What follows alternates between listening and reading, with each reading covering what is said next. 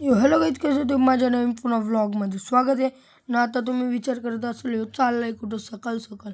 आता मी चाललेलो आहेत म्हणजे पूर्ण फॅमिली आणि आम्ही चाललेलो आहेत आळंदीला दर्शन घेण्यासाठी. आळंदी जेजुरी पूर्ण.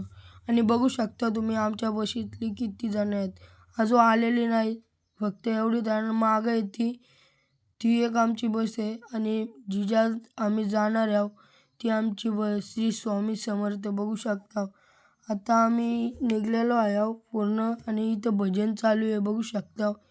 आणि पूर्ण बस भरलेली आहे पुढची तर मागंपर्यंत.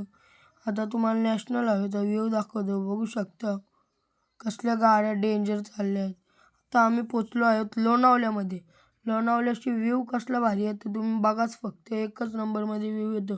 त्याच्यानंतर पोचलो आम्ही मिनी शिर्डीला आणि मिनी शिर्डीच्या इथनं गणपती दिसतोय, तो एकच भारी दिसत आहे, एकच नंबर म्हणजे.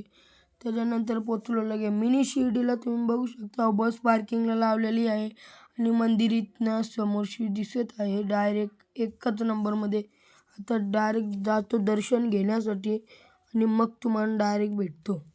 आता गाईज मस्तपैकी एकच नंबरमध्ये दर्शन पण झालेलं आहे आणि बघू शकता तुम्ही मिनी शिर्डी आणि तो टोपस पण एकच नंबर दिसत होता इथनं.